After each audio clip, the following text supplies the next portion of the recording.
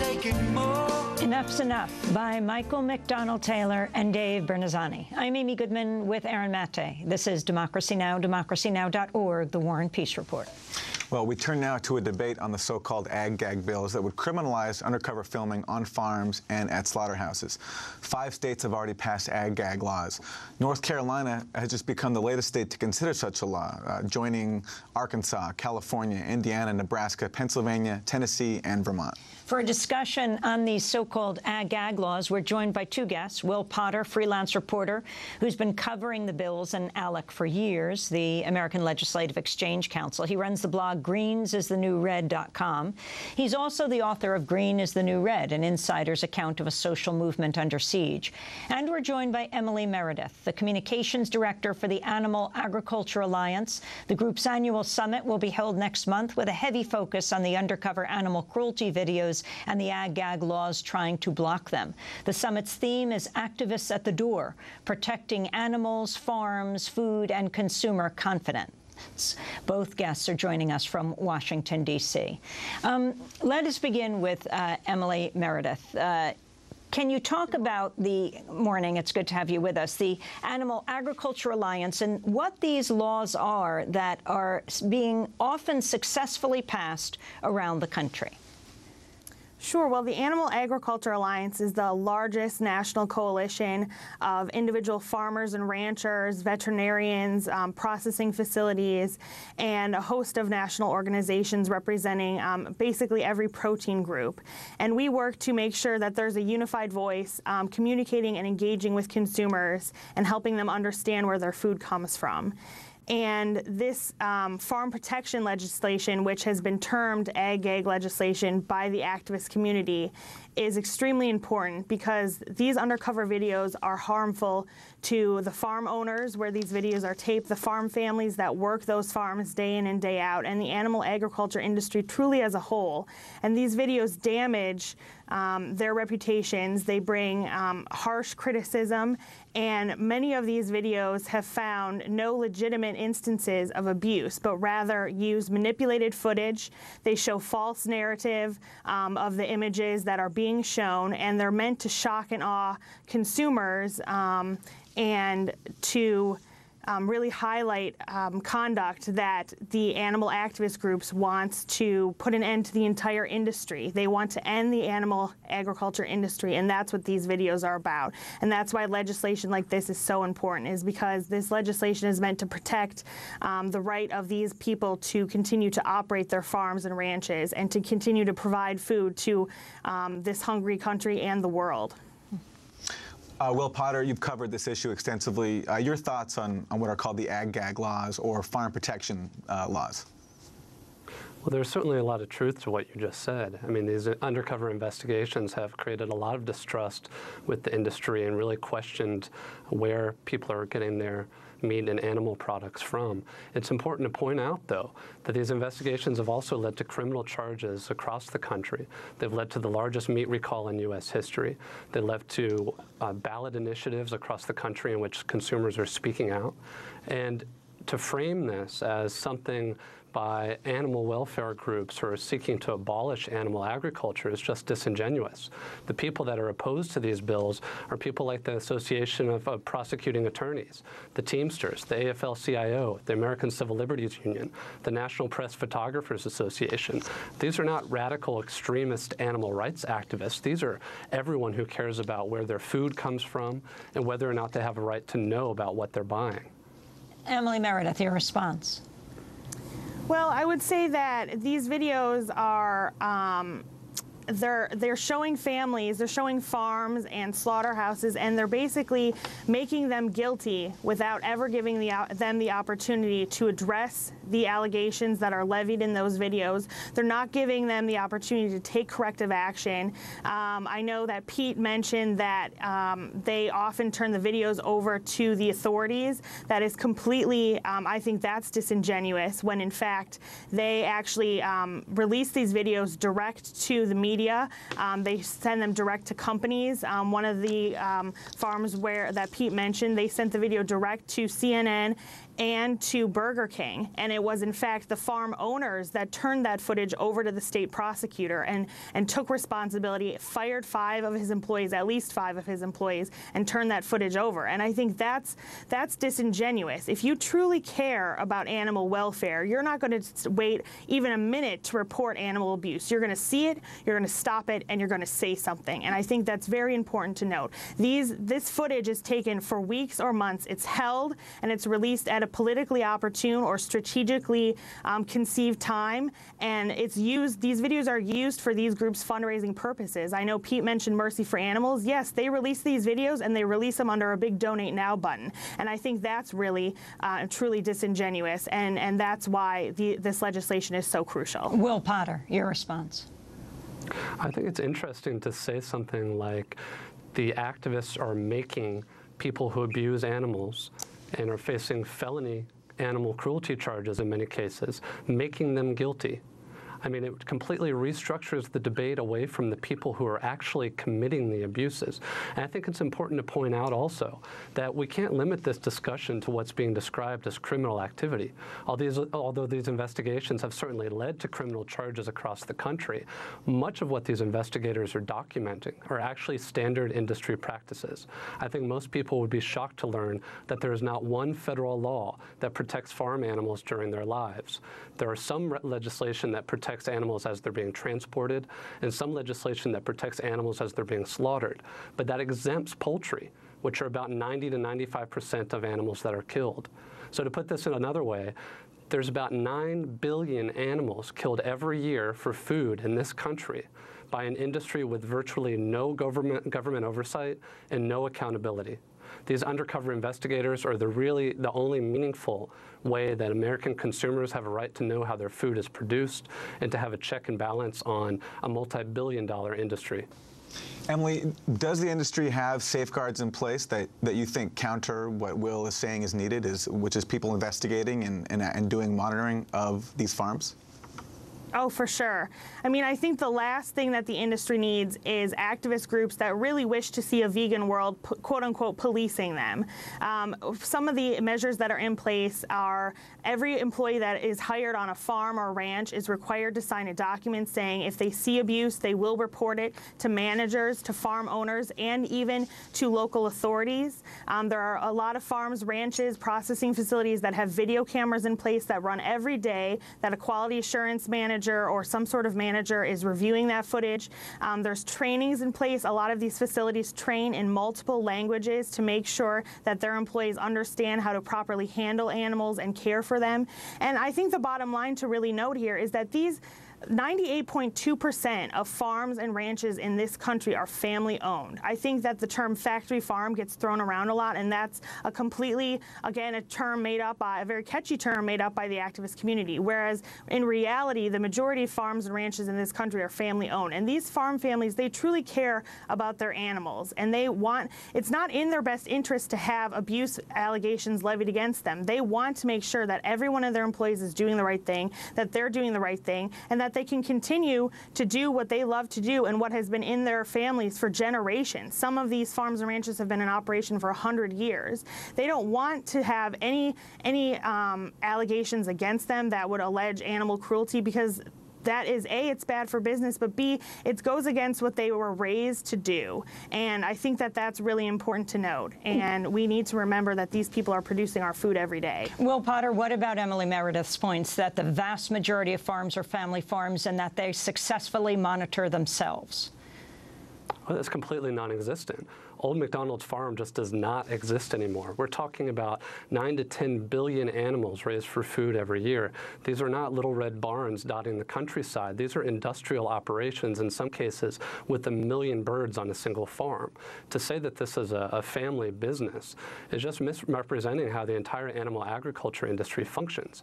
This is a multi-billion-dollar industry that, as I said, has virtually no safeguards, no oversight from the government, and a handful of activists in and whistleblowers have really rattled the industry to its core. And I think what that really represents is that as these investigations are exposed, they not only lead to criminal charges, but they've really changed the nature of the public debate. Most people have been led to believe exactly what Ms. Meredith said, that there are these little red barns in Old McDonald raising animals for American consumption, but that doesn't happen. So people, when they see this footage, when they become aware of how this industry operates, they're appalled. And I think that really reflects the sea change in the national dialogue. Will right Potter, now. I want to ask you about how journalists will be impacted by these bills. But first, let's turn to this 2011 report by ABC's Brian Ross on McDonald's dropping a large McMuffin egg supplier. The fast food chain fired Sparbo Farms following allegations of animal cruelty. In the wake of an ABC News investigation, McDonald's has fired Sparbo Farms, citing undercover video made by an animal rights group, Mercy for Animals, showing mindless animal cruelty, most of which is too graphic to broadcast. Will Potter, can you comment on this? I mean, particularly what concerns me as a journalist is exactly what you've just described. I mean, these bills are so broad that they wrap up, in some cases, photography and video documentation. They wrap up anyone who distributes or possesses that footage. And even the reformed bills, as they've been presented, which focus on misrepresenting yourself in job application or the mandatory reporting provisions, those still put reporters at risk. I think people need to understand that there's a long history of investigative journalism in this country. I mean, dating back to Nellie Bly, who pretended to be insane in order to expose systemic abuses in insane asylums across the country. For reporters to document these types of abuses in this way. In addition to that, not everyone who is exposing and making the news has congressional press credentials. We're in a climate right now where some of the national headlines are made not by investigative journalists, but by people that are taking upon themselves to document this kind of corruption. Give us examples of what has been exposed that has led to the closing of factories, changes in policy. I think it's really reflective of this national climate to see what happened in North Carolina this last week. A fifth employee of Butterball pleaded guilty to animal cruelty charges. And on that same day, the North Carolina legislature introduced a new bill that criminalizes the very investigation that led to those criminal charges and also led to the ousting of a top ag official in North Carolina on obstruction of justice. I think that really wraps up the totality of what we're talking about, that the mechanisms in place that are meant to be safeguards in many ways themselves are corrupt. And it's taken undercover investigators to expose that and to allow for this dialogue of what needs to happen to reform. And a point that Emily Meredith made about if you see abuse, if you do get in there and you do film it, you should have to turn the film over within 24 hours. What is your response to that, Will Potter? I think there are a couple things to point out. One is that this doesn't allow for a systemic or a multi-abuse pattern to be exposed. For instance, no one would go to the FBI or to the police and say that they should bust the mob after catching one illegal activity. And I think that's really the same situation here. Do we want to see one aberrant behavior, or do we want to see what is happening every single day on these farms to get a complete picture of what's happening and how our food is being processed? I think the second thing to think about is that many of the people who work on these facilities are some of the most vulnerable populations in the country. These are people that in many cases are not native English speakers, that are not familiar and don't have access to an attorney within 24 hours. So for them to make the decision to report this information and put their livelihood on the line cannot be forced on them in such a short amount of time. That really places an unfair burden on the workers, and that's why groups like the Teamsters and the AFL-CIO have opposed this as well. Emily Meredith, many points to respond to here. Will Potter's point that forcing this quick disclosure puts an unfair burden on workers. I think that's blatantly untrue. I think that it's easy for the activist community to sit there and say it puts an unfair burden on workers, when in reality, I think it puts an equal burden when they cut and run after obtaining the footage that they want and release it to the mainstream media. I mean, you're showing workers there that are in most cases not doing anything wrong, are complying with standard industry practices, and you're releasing that footage direct to the public. So where are the activists in doing what Mr. Potter just suggested, in helping those workers get attorneys and making sure that they're represented? They're not doing that. And I think it's easy for them to sit there and say that, you know, make all these excuses why their videos are necessary. However, I think we need to remember that these videos play a huge part in their bottom lines. They're a huge part to their fundraising campaigns, and it's how these organizations like Mercy for Animals, like the Humane Society, like PETA, that's how these organizations stay in business and continue to operate. And I would also say that there's nothing in the Constitution that would give you a right to videotape on private property. In fact, there's many states that have that prohibit videotaping in any sort of business, not just on farms and ranches, not just in agriculture. And I think that that's a very crucial point, because just because you're an undercover activist doesn't give you the right to go onto someone's private property. And in many cases, these are family farms, as I've mentioned before. Animals are 100 feet from the family home. It doesn't give you a right just because you think you want to expose something to go onto that private property and to videotape. And these farms and ranches, they do need protection. In fact, I will say one more thing, if I may, which is that the first of these bills, the first of these recent bills, was actually written at the kitchen table of former Iowa Representative Annette Sweeney. This bill, she's a farmer herself. She raises animals, and she had other farm families coming to her saying, "What's our recourse? You know, these videos are spreading misinformation. They're using false footage. They're using footage that wasn't even obtained in our facility, and we don't have a recourse, and we need to do something about it." And so she sat down with other legislators at her kitchen table and drafted the first one of these bills to protect families like hers. And I think that that's what we really need to remember. Let's go to who is writing the legislation. And here I want to ask you about the role of the American Legislative Exchange Council, or ALEC, in pushing these state bills. ALEC spokesperson Bill Meierling told the Associated Press, quote, "At the end of the day, it's about personal property rights or the individual right to privacy. You wouldn't want me coming into your home with a hidden camera." Let's put this question to Will Potter, because Emily Meredith raised it as well, that people don't have a right to go on to private property and film. Well, if I were keeping pigs in my home their entire lives and not allowing them to turn around, keeping chickens in battery cages and debeaking them or docking pigs' pails without anesthesia, I probably wouldn't want anyone coming into my home and documenting that either. I think what is missing the point here is that the American Legislative Exchange Council is behind a coordinated effort dating back to about 2003, in which they've drafted model legislation criminalizing a wide range of activity, from nonviolent civil disobedience to the undercover investigations of animal welfare groups, as terrorism.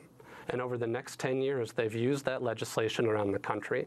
And the recent attempts of ag-gag bills are really an extension of that. This is a concerted effort by corporations to silence their opposition, and it's bankrolled by some of the most powerful industries on the planet. Where does ALEC fit into this picture, this organization where corporate heads and legislators get together and write legislation? So I think most of your listeners are familiar with ALEC because Democracy Now! Has reported on it quite a bit. But the way the group functions is by taking thousands of dollars of donations from corporations. And in exchange for that money, these corporations are allowed to draft model legislation. And these model bills are introduced around the country without any fingerprints tying them to the industries that crafted or are attempting to craft the law. So most people have no idea where these bills are actually coming from. Meanwhile, ALEC mobilizes lawmakers around the country. For instance, in Utah, my reporting on the ag-gag bill there showed that the Senate, the Utah Senate that passed the bill, over half of the supporting votes came from ALEC members. I mean, we really have no idea of the true scope of this organization, but it's clear, especially with this wave of ag-gag bills, that ALEC has been a driving force behind these attempts to criminalize activists. Emily Meredith, how involved is ALEC in the legislation that's passing in state after state, most recently this week introduced in North Carolina? Well, I'll go back to what I said earlier, which was the first recent one of these bills was really written around the kitchen table by someone who is a farmer herself, who has a vested interest in this, and who was approached by other farm families, and looking for a recourse for these videos, looking for someone to help them protect themselves, really. And I think that it doesn't matter where the impetus is coming from, and I would strive to say that the impetus is coming from farm families themselves.